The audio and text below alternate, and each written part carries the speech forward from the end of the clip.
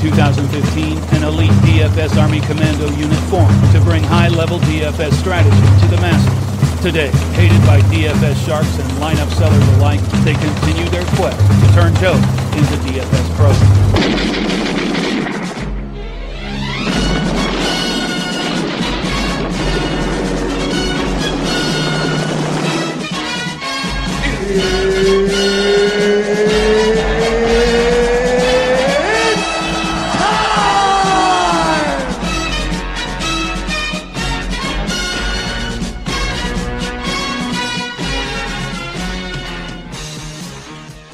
Good afternoon, everybody. This is your DFS Army Bold Calls NBA DFS podcast for January 25th, 2019. And I am your host today, BoomersDaddy. Joining me, as always, is my buddy, my partner in crime, Bear. What's up, Mr. Bear? What's up, Keith? How are you? Oh, just getting over taking care of a sick family, which, I have no problems at all doing. That's part of your job as a husband and a father. When the rest of the family is sick, you get to man up and have some fun. That's right. So that's what I did yesterday. And now I am weathering the balmy 17-degree weather outside. Yikes. Yeah, it got cold here in a hurry last night. So sorry to hear that. Now I'm doing the type of thing, Yeah. So, but, we've got a nice 10-game slate on a Friday. It is Freebie Friday. Hallelujah. Indeed it is. So, if you're new to the show or you have never experienced what a Freebie Friday is in the NBA DFS Army, then you basically get all of our tools minus our optimizer, and our projections. You get our coaches' cheat sheets, which I believe it'll be me, Bear, Loose, and Donuts today. You'll get our NBA DFS sim model, which simulates every single game up to 5,000 times. You will get our NBA DFS research station for both Fanduel and Draftkings. And you get every single article that we put out on the site for free, including our podcast. So there are no secrets today, Bear. No VIP specials, no pod specials. Okay. So lots of fun. But the good news is if you enjoy what you see, hear, read, or you get any use out of the tools, or you just want to, buy Cameron's next pair of shoes, then please sign up for the DFS Army. Use promo code podcast. You'll get 20% off your first month. And then you will be a part of it. I promise you, you will not be mistaken. Bear, this is, we were kind of talking a little bit about this slate before the show, and there's some traps. There's some landmines that we're going to have to navigate through. There's a couple positions where I have no idea what I'm going to do yet. So we're going to kind of talk it through. That's what we're here to do. And there are actually a ton of traps that I'm doing my best to navigate, and a lot of it is still moving parts that I'm going to look into, and we'll see kind of what happens, particularly in Denver. We might get a decent amount of some value in that Denver game, so let's see how it goes. Yeah, that's one of the big things that we're going to have to watch out for today. It's going to be an interesting situation, and we're probably not going to know until early this afternoon what's going on with the Denver Nuggets. For those of you that don't know, we're watching to see if there are going to be any suspensions. There was an altercation between Derek Favors and Mason Plumlee the other night.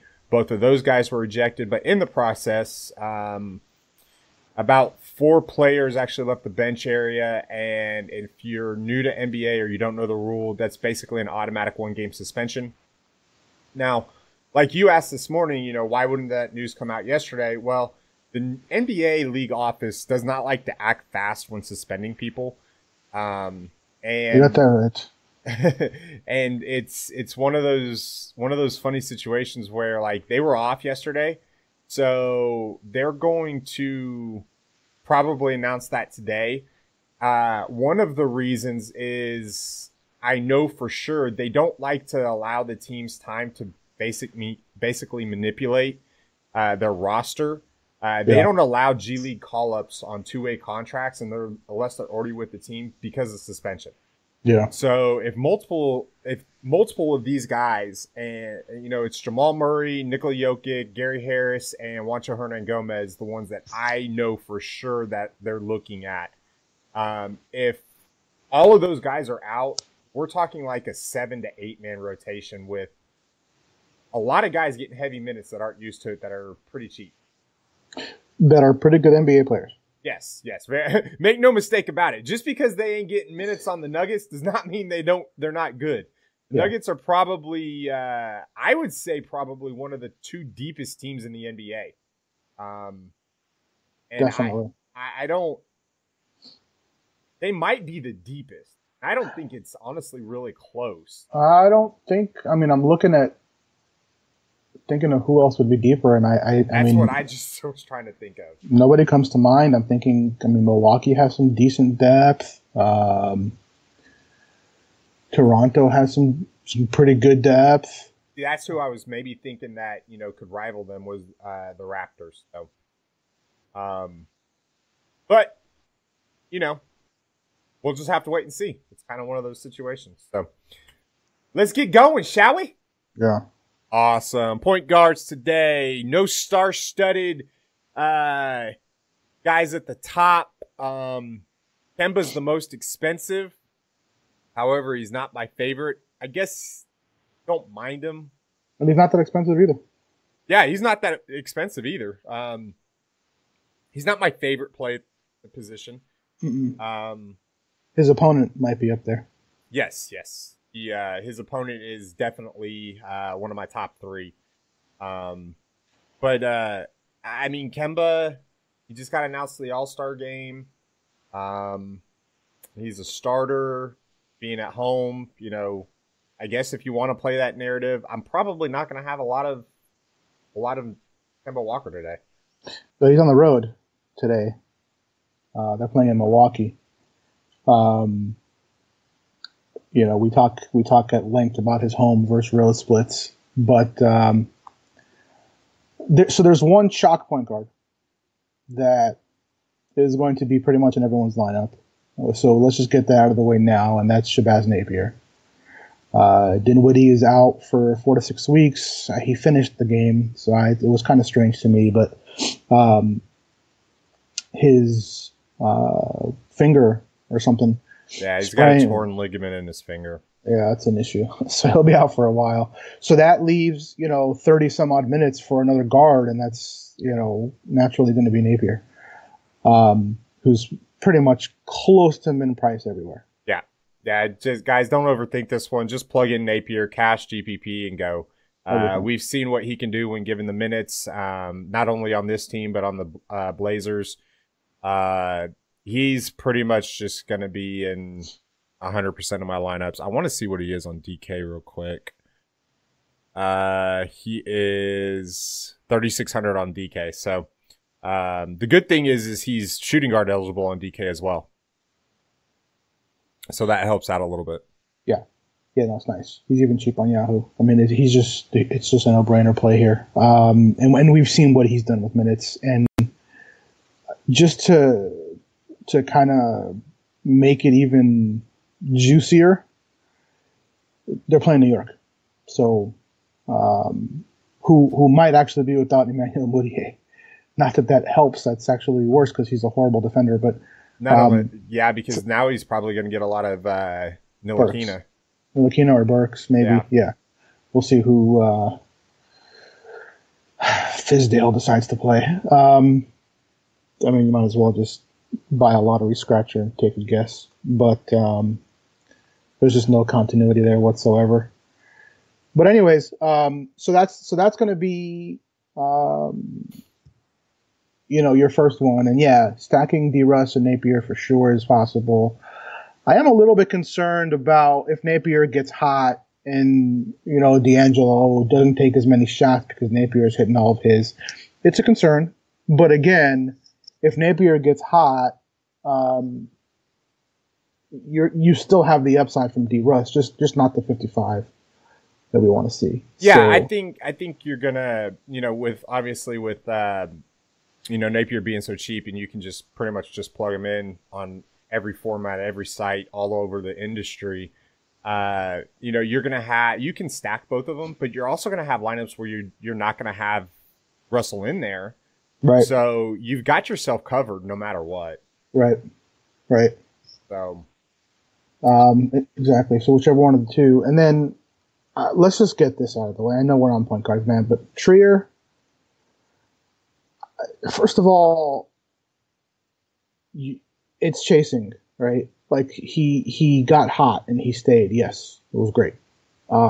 He's been priced up, way up today. And again, with the Knicks in general, and particularly Fizdale, it's a crapshoot. So before we go, oh wow, he's been hot. Yeah, he's been hot, sure. But you're paying a premium now for him, and you're hoping that Fizdale lets him play. So that's not something that I want to do. Yeah, it's not even something I want to do on DK. He's 4,700 over there. I'm looking to see what he is on. He's $11 on Yahoo, so if you want to go there, I guess you could. I probably would stay out. Stay out of there. If Moutier's out, I would probably turn to Alec Burks. Because he'll run a lot of the point guard. And he's a guy that we've seen this year. He can, or not Alex Burks. I'm sorry. It's Trey Burks. Trey Burks. God, too many Burks. I'm burked out. So that's probably who I would end up kind of going to if Moutier is indeed out. So, let's talk about a couple other chalkier options at the point guard position. D'Anthony Melton got hurt last night. And you're going to hear you're going to hear us talk about this a lot because unfortunately it's two teams that are in this kind of situation. The Suns are on the back end of a back-to-back going into Denver. And normally I hard fade that situation. Like I hate that situation. But when you add into the fact that we could be seeing multiple Nuggets be suspended, and not just multiple Nuggets, like, all-star quality and caliber players, then I don't know if I can completely fade it. However, Eli Okubo is 3,600. Oh, and he's going to play close to 30 minutes. Mm-hmm. If you want to double punt the point guard position, I don't mind it, I guess. I would much rather you save the $400 and play Okubo over Jared Bayless, who we'll talk about here in just a moment. Just because of the fact that, I think he's got a little bit more potential he's cheaper for one, and he's got the potential to outscore Napier, because he doesn't have to he's only got to deal with Booker. Like, he doesn't have to deal with Cat and Wiggins and everybody else, kind of taking shots away from him. So, yeah. Trier is definitely not locked into 30 minutes, by the way. Yeah, that's a little bit ridiculous. So there's nobody that's locked into any minutes on the Knicks. Just Hardaway.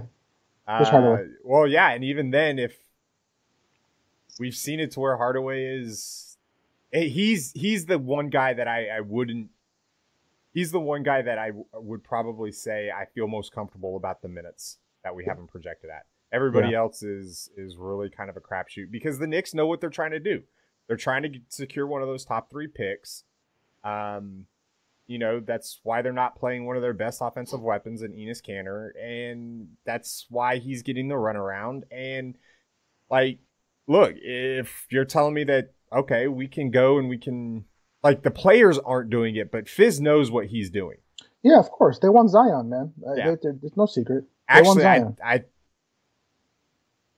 had a conversation about this morning. I think they should be going after RJ Barrett.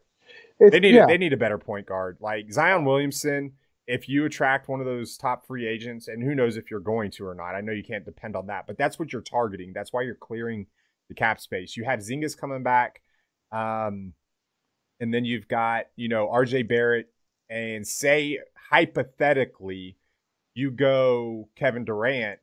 Where does Zion Williamson fit into that? I just don't think he does. So, but I mean, I don't know. I just the Knicks have shown me over the years that they have no idea what they're doing. Not just that, but you just really can't guess what they're going to do in the draft. It's not just the rotation. It's not just game to game. It's really just in the draft. They drafted Ntilikina. I mean, they had Dennis Smith Jr. there, and they went Ntilikina over him. Who they're now trying to trade. Right. So so weird, man. It's just so weird. In Dolan's defense, that was Phil Jackson. It was Phil Jackson, but even before and after Phil Jackson, there was still some craziness going on. So, it wasn't like, all of a sudden the Knicks got crazy with Phil Jackson. They were crazy prior, with contracts, with the draft picks. Thomas, it's been bad there for years. It's been bad for a long time. So, nothing surprises me. They might see the, attraction that Zion will bring to their fans, and they might go and get him no matter what. And frankly, to me, Porzingis and Zion together is, I would love that if I'm in the Knicks. They have plenty of movable parts there that they can, use as assets and bring in another point guard if they need to. Obviously, I just really like RJ Barrett, man. I know you do. I know that. But, how often do you get a player like Zion who you can pair him with Zingas and just dominate? It's nice. So you got to see. My whole thing with that is you have to have somebody to get them the ball. But it's not that they don't have a point guard. It's not like serviceable.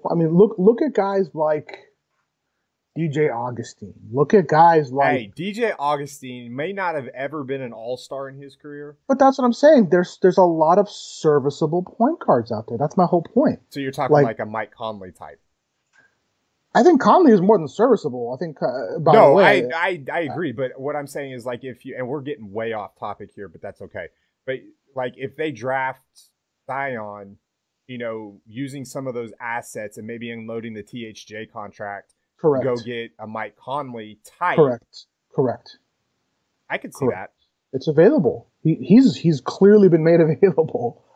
Do you think that they should try to go do that now and get him acclimated?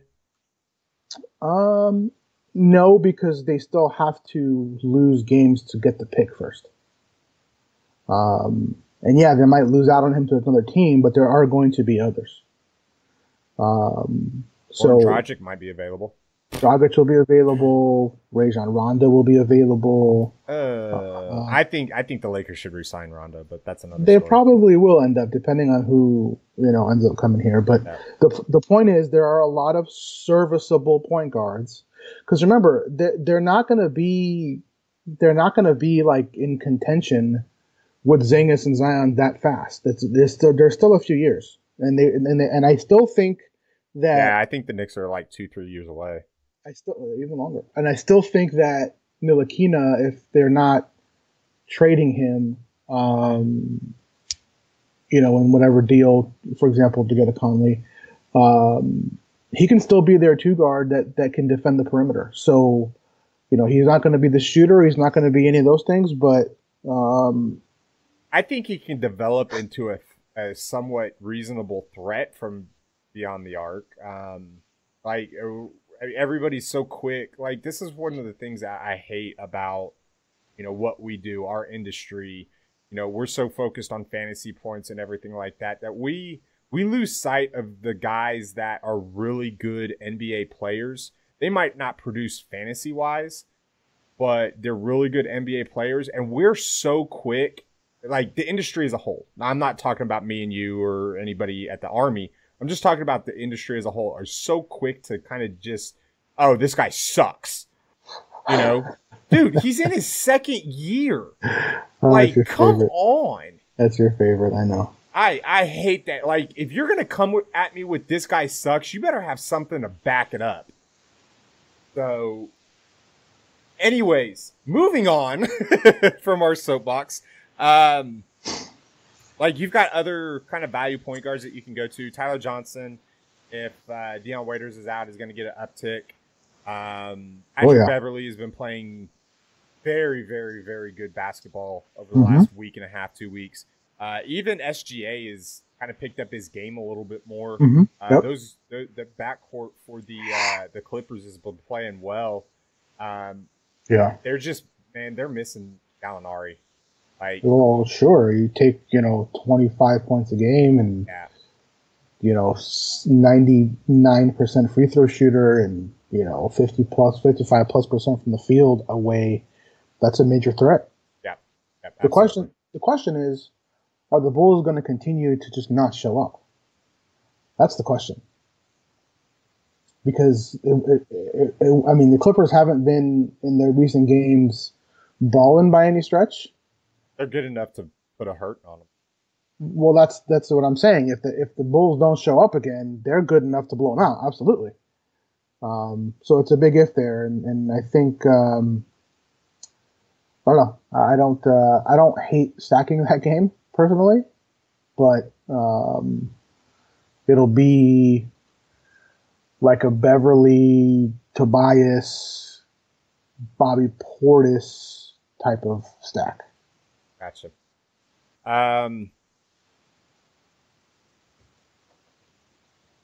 And we just got word that the Anthony Melton is out. DeAndre Ayton is out.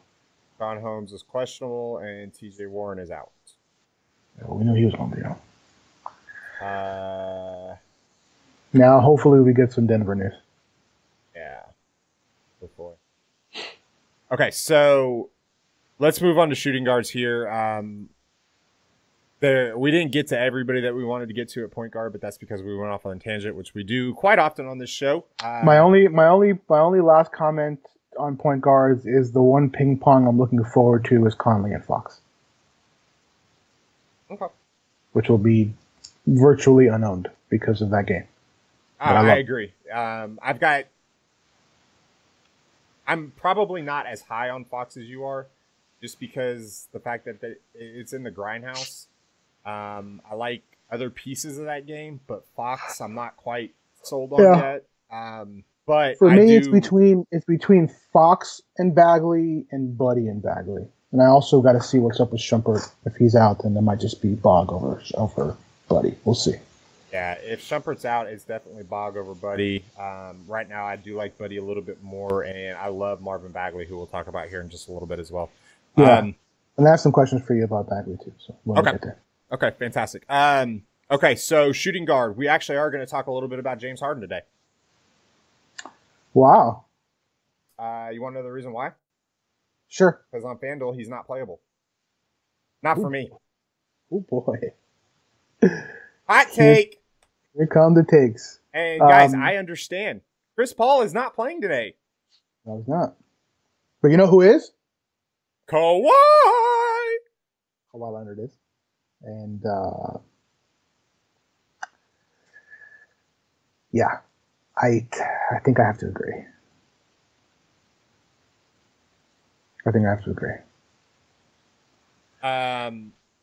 Look, we've talked about it a lot.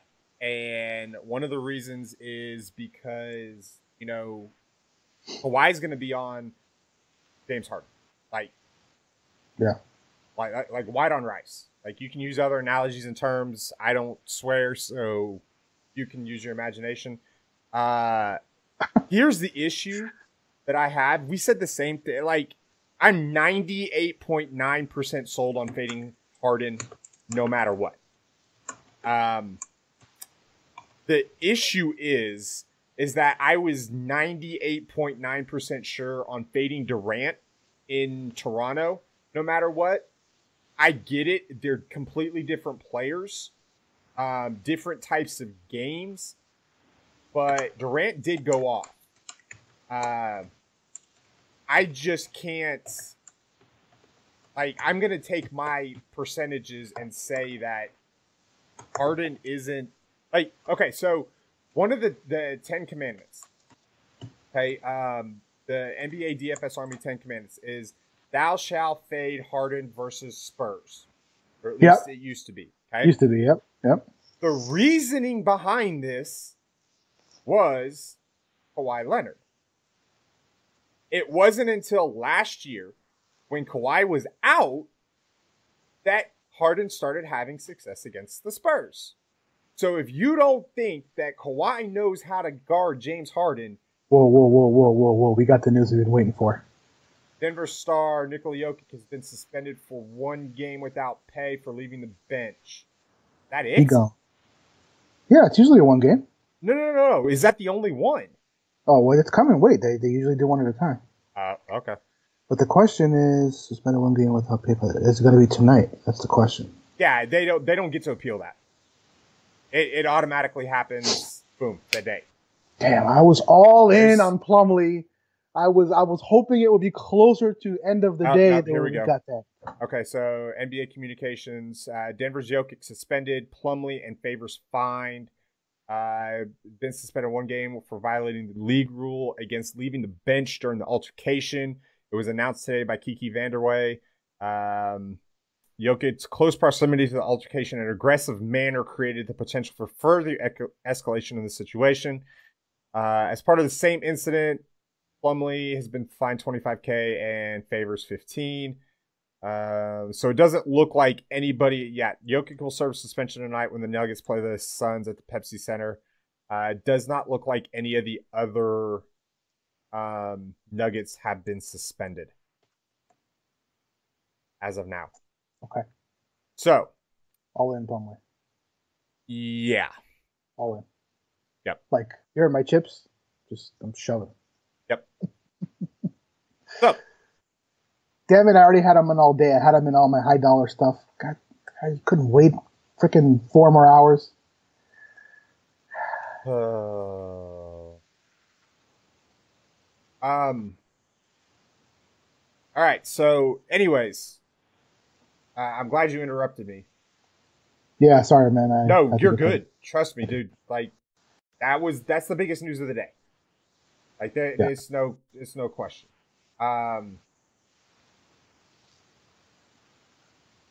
We probably won't have a ton of analysis here because, well, I mean, I guess we could a little bit later. But definitely that's going to change a lot of things and on the slate for sure. So anyways, James Harden, yeah, I'm out tonight.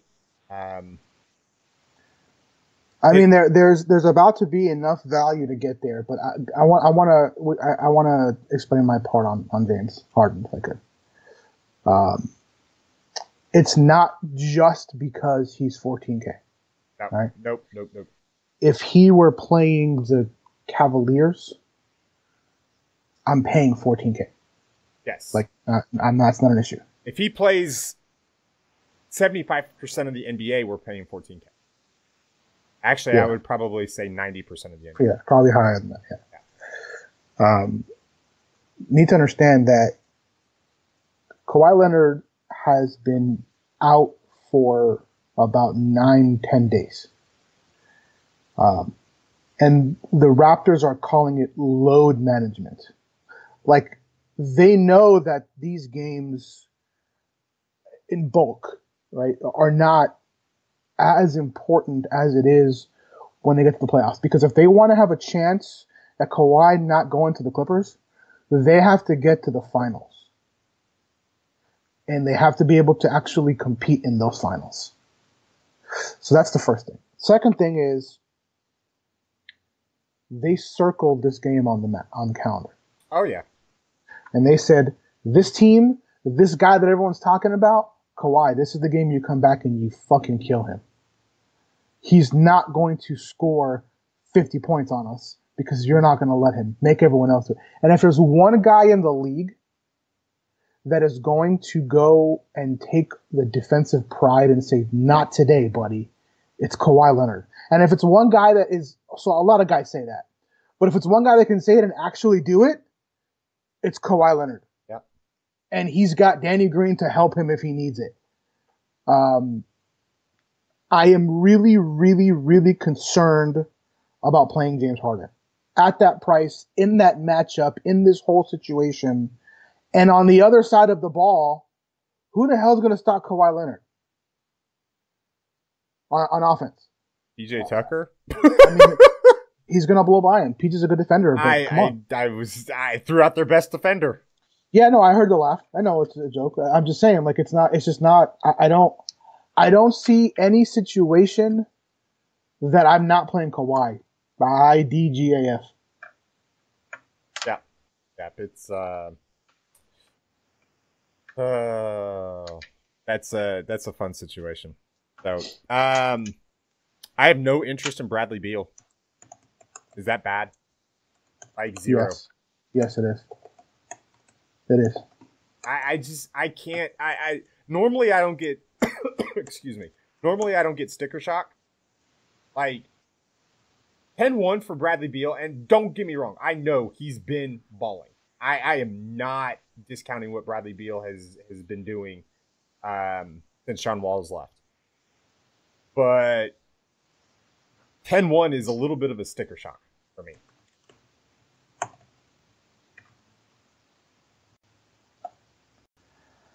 It is. But understand how much he disappointed yesterday. And understand that at his price, he can still get that 65 versus Orlando at limited ownership. That's really my play, is that, and our buddy Anthony over at Beat the Bookie has shared with us let me just read it to you real quick. So Washington is 5-2 on 0 days rest, back to back. Washington +4. This is the last Pinnacle Wizards. Hang on. They pushed that line down to 3.5. Wizards +3.5. It opened up at +4. I'm not going to share what the model has because that's private information, but the model likes it even more. So Washington home and away splits are absolutely crazy. And 5-2 on back-to-backs. Yeah, that's pretty good. That's okay. Maybe I'm writing him down here, putting a star next to his name and circling him.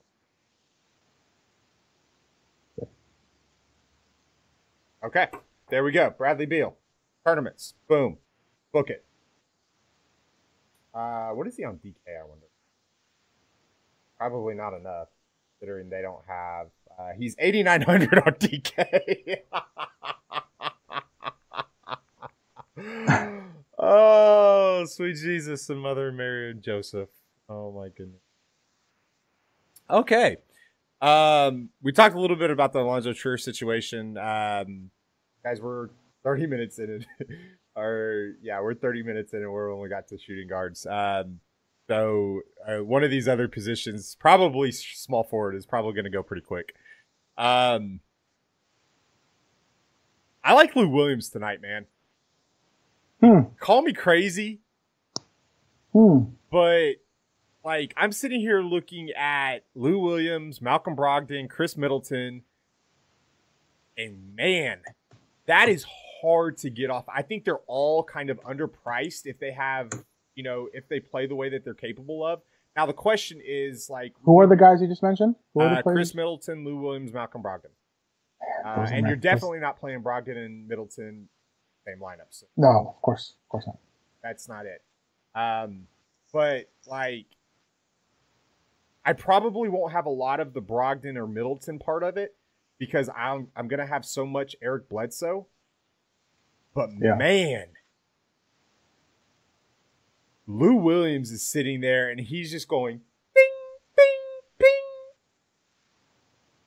And I don't know how, like, because if you're talking about a game stack and you're talking about like an SGA or a Pat Bev and then a Tobias Harris, like, if somehow this game stays close, and don't get me wrong, it's only a 5.5 point spread.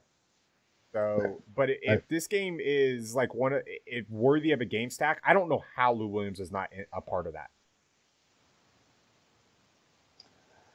No, if you're game stacking, you can't. You can't. But at the same time, I don't know if that's the game I want to stack. But maybe. But if you are, yeah, I mean, 100% agree. So, Justin Holiday. He's going to get 30-plus minutes. He's under 5K. I have a little bit of interest here in cash games. I don't know if his tournament upside is quite there with the Grizzlies right now. But I think he can get you a solid 25. He can probably get you to 5X. Who? Justin Holiday. I don't know. Okay, so here, let's play a game. Here we go. Justin Holiday is 4,900. Okay. Justin Holiday or Terrence Ross at 51? T. Ross. Justin Holiday or Eric Gordon? Eric Gordon. D. Wade. D. Wade. Josh Okogie. 50-50. Ooh.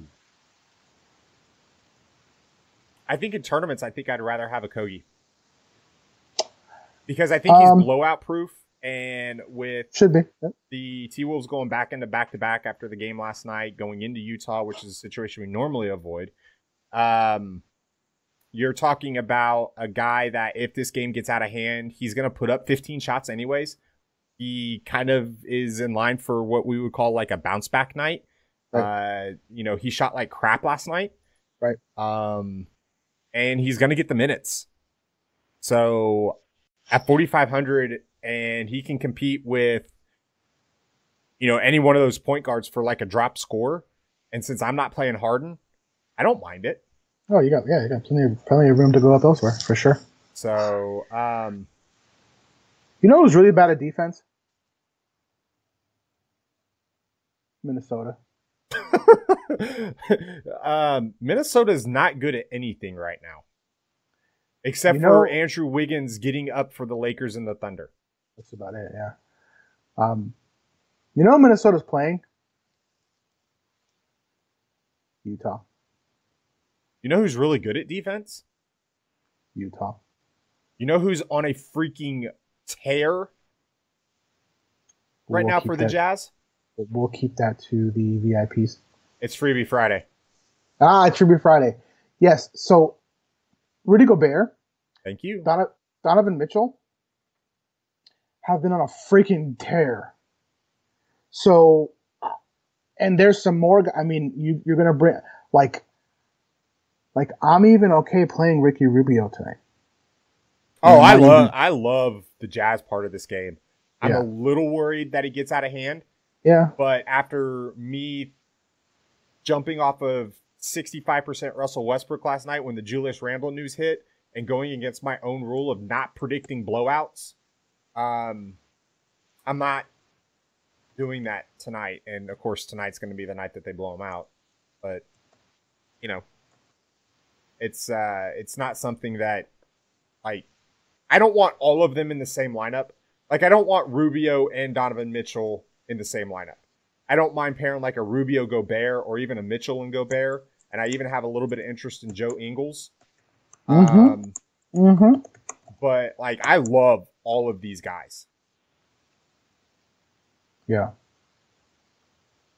Yeah, and I like the fact that it's the later game too. Yeah, absolutely. And I think a lot of people are going to chase other parts of that game, especially if Jeff Teague and D Rose are both out. So, any interest in like Jeremy Lamb or Evan Fournier?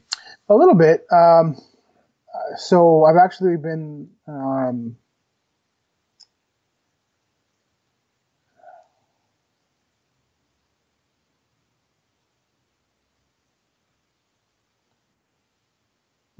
looked at Fournier a little bit, primarily because just because I was somewhat drawn to that game, and when I was looking for parts of that game, and I was looking at some defensive things, I kind of liked leaning towards Fournier. Terrence Ross is less. Is he less? Yes, he is less by $700. So I might just go there for the discount, let the guy catch fire.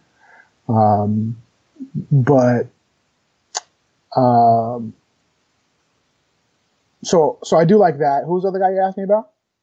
Lamb? Yeah, Jeremy Lamb. I mean, because shooting guards against the Bucks have been a thing, and if the Bucks are going to compete in this game, that's the key right there. Deep into the fourth quarter, they're going to need Kemba to go off, but they're going to need somebody else, and their second best option is Jeremy Lamb. Like, he's not going to light it up for 35 points, but he does enough scoring, and then he does enough of everything else. Yeah, the issue I have, though, Keith, is that ever since he's been back from his injury, he just hasn't had that explosiveness. And that's, like, by now it should be back, right? How long has he been back now? It's been at least 2 weeks, man. It must be at least 2 weeks, if not more.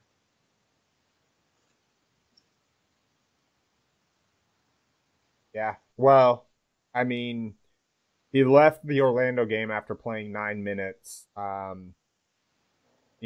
Back-to-back games, he's had 30 minutes. I guess the explosiveness isn't there. He's still taking the shots. Yeah, he is. And I've noticed a lot more are, like, jump shots than it was, driving to the paint like he was doing.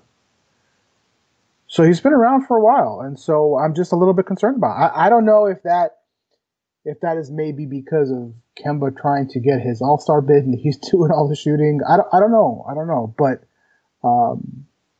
like, this spot here versus Milwaukee, I don't know how I pass. Yeah, and he had, as one of our members on the Twitch chat just pointed out, he actually had 41 against Milwaukee last time out, so... Prior to the injury. Yeah, and that's what I said. I was like, it was prior injury. So I don't mind it. I'm leaning more towards like a cash game type of guy because it doesn't seem like the upside is there. Sure. But it is a situation where you can definitely look to if that's the salary range you're in at the moment. So, all right, let's talk about small forwards here. I've got a lot of Giannis. I've got a lot of Kawhi. Yeah. I got a lot of them paired. I don't have a lot of anybody else, but the Jokic news has probably changed my interest in guys like Will Barton, Gary Harris, if we get word that they're going to play more than, 30 minutes. Will Fottenbotten.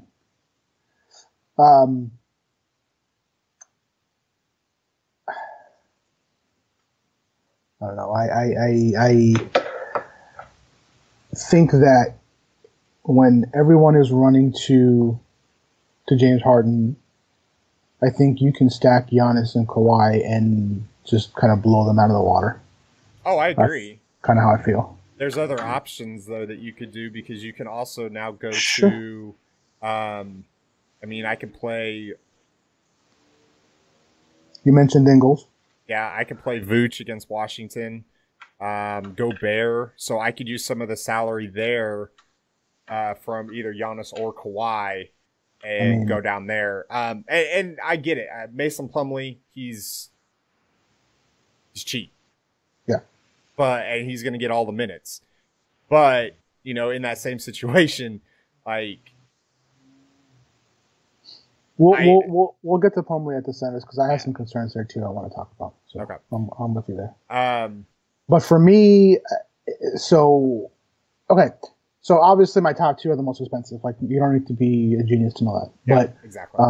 But so outside of Kawhi and Giannis, I really have a lot of interest in Ingles. Mm-hmm. I really have a lot of interest, particularly now, in Gary Harris. Mm-hmm. See, like, I might even, in some large field, I might even play Harris and Barton both. I mean, I don't like it. Like, I don't love it, but the possibility of them both now creating so much more is very real without Jokic there. Jokic is the point guard. I know it's crazy he's a center, but the game flows through him. Mm-hmm. Now it's got to flow through everybody else. Yeah. And you know, we had our buddy TJ McBride here, and we all agreed, like, Jamal Murray is not a point guard. Nope. Not an NBA level point guard. Nope. He's not a facilitator. He's not, he's not a pass first guard. He's a shooting guard. And when a shot goes off, that opens up the rest of the game, and he gets open looks because of Jokic. So now that he's not there, they're going to need Barton and Harris to do more and to facilitate, and Barton score and Harris facilitate. And but again, the competition, they don't need to do that much here. But still, I mean, yeah. It's I mean, Gary Harris and Will Barton are kind of popping right now, and they're probably going to pop even more when I run an update. I'm not going to run an update while we're live on air, but consider that again. They're definitely going to pop. So yeah, it's pretty cut and dry. There's not a lot of options that I'm in love with. You could play DeMarre Carroll against the Knicks. You could play Joe Harris against the Knicks. Either one of them. But you're sitting there looking at, you know, both of these guys are around the same prices, Barton and Gary Harris, and they're probably going to put up more. Yeah. So, it's just one of those situations. It's pretty cut and dry at the position today. All right, let's go on to power forwards here. To Blake Griffin or not to Blake Griffin? So the first bit of news about that is Drummond is still, not now, it's still probable. I don't know. Honestly, I don't know. He's really expensive now, and I'd rather pay, close to $1,000 more for Giannis at small forward. Yep. So kind of in the same boat. Yeah. Montrezl Harrell. Mobtario. I don't know. Probably not. Yeah, I think I'm kind of off of him because I can go get guys like Aaron Gordon and Jaren Jackson for cheaper. Serge Ibaka. Pascal Siakam. Noah Vonleh versus Brooklyn. I mean, there's a lot of guys here that you can go to. Yeah, Bobby Portis. I do love me some Punch Bob. I got to tell you, I really do love me some Punch Bob. Yep, absolutely. Kenneth Faried, 6,200. He's pricey, man. He's pricey. Yep, they made no bones about it. He's 5,300 on DK, so I think he's still in play there. I don't think he's as much of a decision over there. He's a little bit easier pill to swallow, but my goodness, man. But 6,200 on FanDuel is very, very hard to to kind of go at. Yeah, I mean, Siakam's the same price. Yeah. In a much better spot. And our man of the hour, Marvin Bagley, is cheaper. Yeah, so let's talk about Bagley for a minute. Please. So last game, Sack was basically like, okay, our regular starters are going to chill this game. Yep. And they sat Shumpert, they sat Fox. They started Willie Cauley-Stein and Bagley, but Cauley-Stein you could see also was one of those where they're like, you know what, our starters, we want them to rest, and they sat him. And so I'm at a point now where I'm just like, that's not going to happen today. So here's my concern: is Bagley still going to play 30 minutes even with them now being off of a few days rest? I think he's closer to the 27 to 30 mark than he is the 35. That's what I'm thinking. Well, 35 for sure not, right? But yeah, I've got him at 31 right now, and that's which I think is high. Yeah, that might go down throughout the day. Yeah, I think it's high. I do like him because he's cheaper. But you're right, that does draw some concerns there. Yeah. I mean, he took 20 shots against Toronto. 20 shots. And he had 11 rebounds. Like, this is the guy that they drafted. This is the guy that we know he can be. But he's not going to be that night in and night out with the kind of cast that he has around him. Right. Now, the question is Blitzia going to be back? Like, well, it was also rest, right? He played 5 minutes against Brooklyn, and then he rested. Like, so I think there was an injury type of thing there too. But we did just get word that there are no injuries. There are no players on the injury report for the Kings. So, yeah, looks like he's back. See, that's all going to lead me to say there's no way he's playing 30 minutes, man. Yeah, well, at the current moment, I don't think I have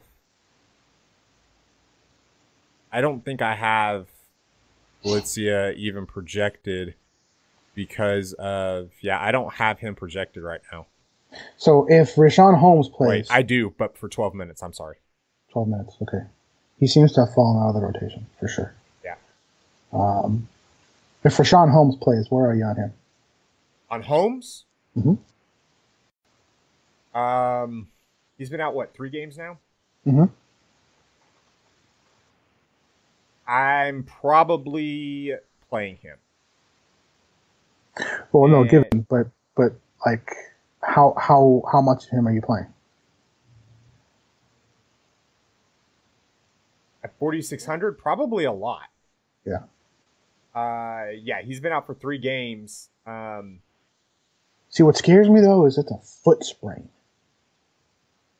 That's kind of serious. I honestly don't think he plays, man. Yeah. I just don't like. There's no reason for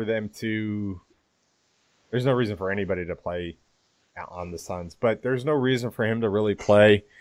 I just don't think that even if he does play 4,600 for 18 minutes, he can get you the 35. But for how many minutes? 18. For Holmes? Yeah. I've got him at 34.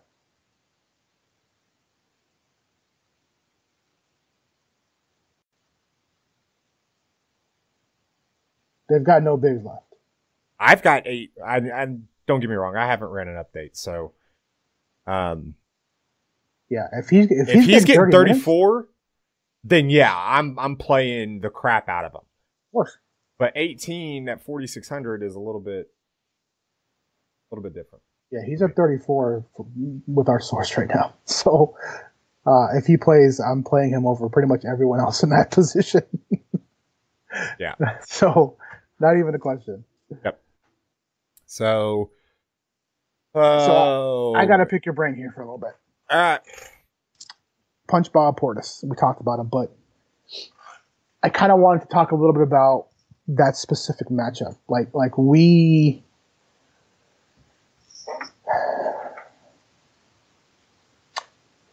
love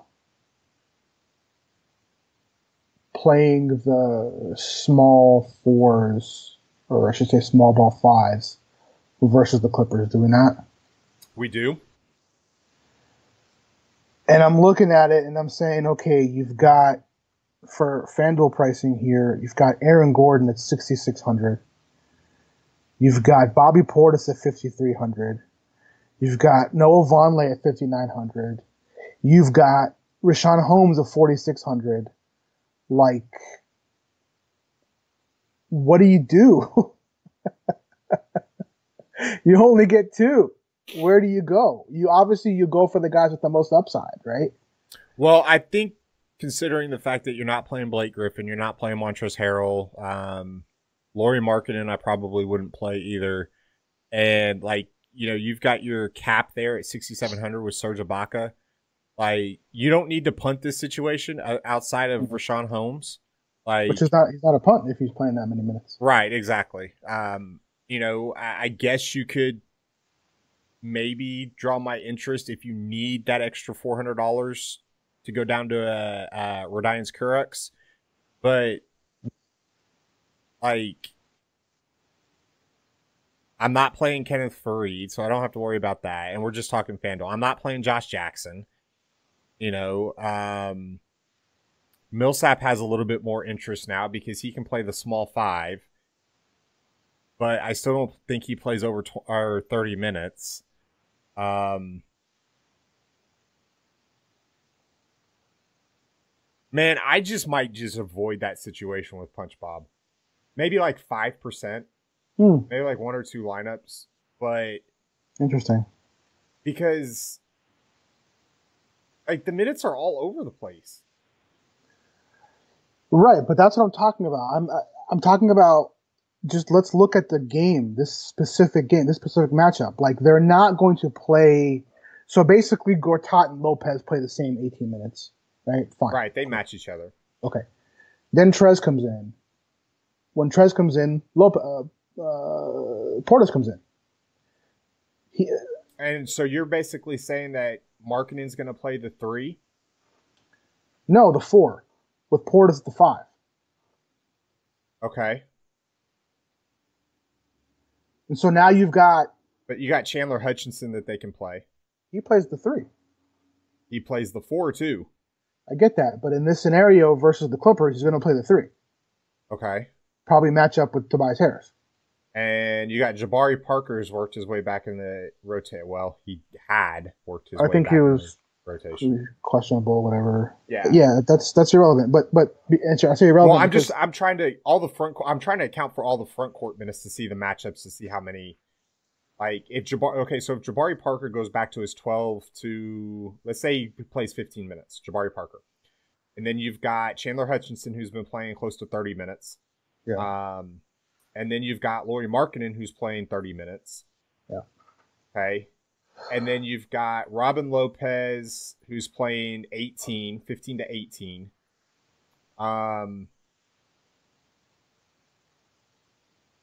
Yeah, I mean, he's going to play, 25? He's got to play 25, right? At the very minimum, 25. At the very minimum. I mean, I have him at 25.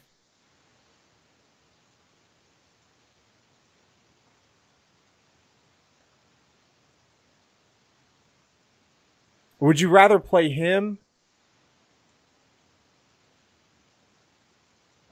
Or Noah Vonleh? It's actually exactly where I am right now. So if I told you that Millsap is going to get 32 minutes now that Jokic's out, play some of the 4, play some of the 5. But I really want to play Plumlee. So I think you can play them both. I think you can. I'm not saying you can't, but I just think that most of that offense. Never mind on Millsap. His minutes did not change one bit. No, they're still in the mid-20s. I did notice that too. Oh, what is he? 24? Yeah, that's what we have him at originally. So, Yikes. yeah, okay, never mind. That's not a option there for that. So it's really, right now between Vonleh and Bobby Portis. Between Vonleh and again, Rashawn Holmes and Aaron Gordon. I was just talking like in that price point up there, like in the price range. Yeah, that scenario we were just talking about, And then you've got Josh Jackson in that price range. I'm not touching Josh Jackson. You're not. I get it, but he's an option, and he's going to be popular.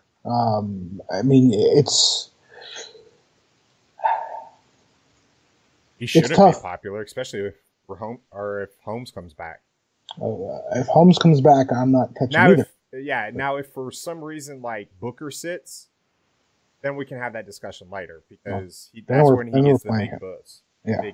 Big that boost. Yeah. I don't know. So let's go to centers, break some of this down here. All right. We talked a lot about Rudy Gobert, talked about Andre Drummond coming back. Marc Gasol pulled a fast one on us the other day. He sure did. Decision, and then comes out and sure did. The freaking fountain of youth.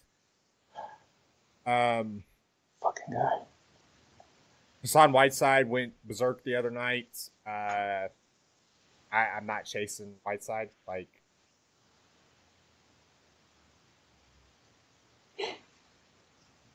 Yeah. You're not chasing Whiteside? No. No, I'm not either. How often have we seen him have his 1 out of 15 great games and then he disappears? It's like one every 2 weeks. Yeah, pretty much. Now, for you FanDuel folks, there's really only one play here at his price and his matchup. Don't be stupid. Play Mason Plumlee. I'm not kidding. But I really... I don't want to hear it, dude. No, I think you don't have... He definitely... If you're making 100 lineups, he should be definitely in 70 of them. He's definitely a core piece to this on any site because he's underpriced for the role that he's about to play. But I think on FanDuel, you can honestly play Rudy Gobert. You can play against Cat. You can play Nikola Vucevic. Those are the only two that I would fade him for. I'm not fading him for Willie Cauley-Stein or Ante Zizic, who is no longer going to be an option. He's overpriced right now because Larry Nance is slated to be back tonight. I'm not fading him for Mitchell Robinson or Thomas Bryant. I'm not fading him for those guys. I'm fading him for 65-point upside, and I'm not doing it as a core play. And I'm doing it so I can go play some of these other small forwards with Giannis, with Kawhi, and break up the and get other exposure there. That's the only reason I'm doing it. I'm not doing it in cash games. I'm not doing it as a core part. But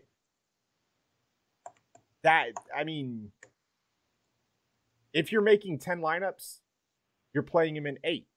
Right. He's a 70 to 85% owned guy. Easy. I'm not debating that at all. Easy. So easily. Okay. Larry Nance Jr., Ante Zizic is back. Ante Zizic. The reason why he's not in play is Larry Nance Jr. is supposed to be back tonight. So he's definitely going to take a hit. Mason Plumlee's $3,900 on DK. Jesus Christ.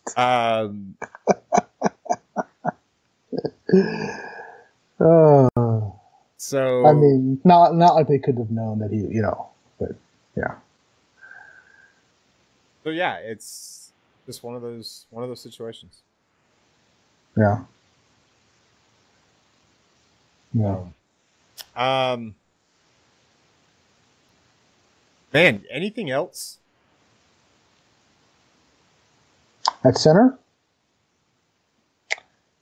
Did we talk about Frenchie or not yet? I haven't. Go ahead. I mean, we kind of alluded to him. I think our point guard section.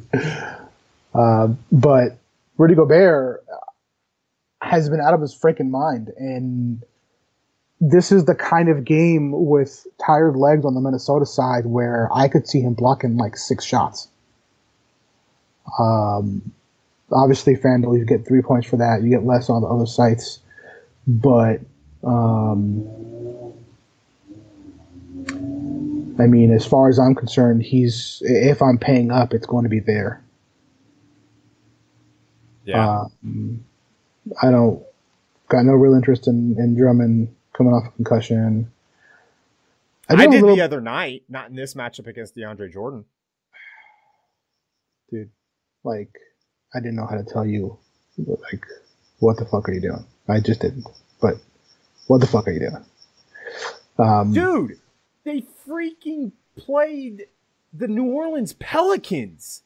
Are you kidding? Without Anthony Davis against Jahlil Okafor. Are you kidding me? The matchup was bad. I mean, he was coming off of a concussion and he wasn't fully cleared yet. No, he had been cleared. He was just cleared yesterday. Or no, sorry, he was questionable. Right. And so I was like, okay, you give me the highest total of the, and that game was like, what, an hour and a half after lock?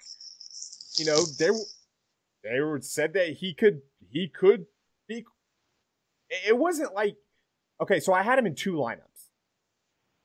Out of all my lineups, I had him in 2 lineups that night. Like, 2 or 3, I couldn't remember which. But anyways, like, you give me a questionable guy with 60-point upside in that matchup at single-digit ownership when I'm not counting on him as a core, I'm going to take it sometimes.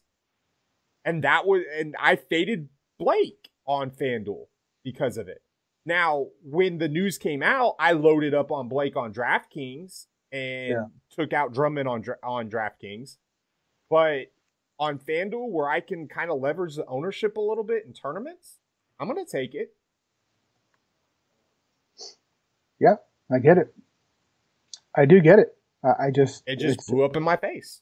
It's just a really expensive risk. Oh, no, don't get me wrong. And you were in the chat when I said it. I was like, dang it. If this news had come out like 5 minutes earlier, then I would have been fine. Like, I could have pivoted off of it and taken care of it. But, you know, it's just one of those things. Like, I knew the risk taking it. I knew what the downside could be. But I 1,000% like was willing to take it. And I'll live by it and I'll die by it. Yeah. So, I mean, I play very aggressively some nights when I can. When it comes to trying to leverage, you know, good players that can produce in good spots at low ownership. It's just like we say all the time. Whenever you can get a guy that like is over 10K and can put up 65 fantasy points in a matchup that he's going to be overlooked, and he has like, I would say, what would you say, like a 35% chance to put up that 65? And everybody else is going to play all the other studs, I'll take it for the different roster construction, the ownership and stuff like that. But that's only in like a multiple lineup scenario. It's not like definitely not a cash game, obviously, and definitely not like single entry type, or if I'm building like 5 to 10 entries. So, yeah. Anything else? At center? Yep. I've heard some folks asking about Mitchell Robinson. I've heard some folks asking about Brook Lopez. I mean, it's going to depend on the site for me, for them.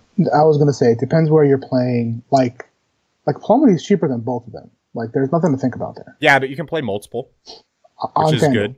On FanDuel. My other sites, you know, I'm okay with it. Like, obviously Gobert is going to be way up there, so if you can't pay that high up, yeah, those guys. He's 85 on DK. Who is? Gobert. Yeah, no, I know. He's significantly higher than Lopez and Robinson. Oh, and yeah. Some of Sorry. those other guys. So, I'm just saying, like, Wait, which Lopez? Brooke or Robin? no, Brooke. Okay, so Brooke is 55. And who was the other one that you said? So Robinson. Mitchell Robinson is 4K. Those are very cheap, man. Yeah, Those so are very you could legit, I think, pair Mitch and Plumlee on DK, and you're spending $7,900 on two center positions. Plus, Mason Plumlee is power forward eligible on DK. Yeah. So you're not even using a late swap or a utility spot for these two guys. If you want to still load up like some other guys from those late games. So yeah, I mean, it's definitely viable on other sites. But on FanDuel, I've got three guys. It's Vooch, it's Plumlee, who's going to be the core, and then it's Gobert, who's going to be sprinkled in. The other two are going to be sprinkled in. So it's like a 80-10-10 split right now. Yeah. All right, guys. That's going to do it for us today. There's going to be a lot more content for you coming out. We're going to have all of our coaches' notes. We're going to have a couple more articles. The sim model will be updated closer to the lock as well. Hope you guys are enjoying this Freebie Friday. Bear, have a good weekend, my friend. Thanks, man. You too. I hope the family feels better, man. Yeah, I do too. It's not fun when they're cooped up in bed all day. Yeah. For myself, for the DFS Army, for Mr. Bear, peace out. We gone. There you go.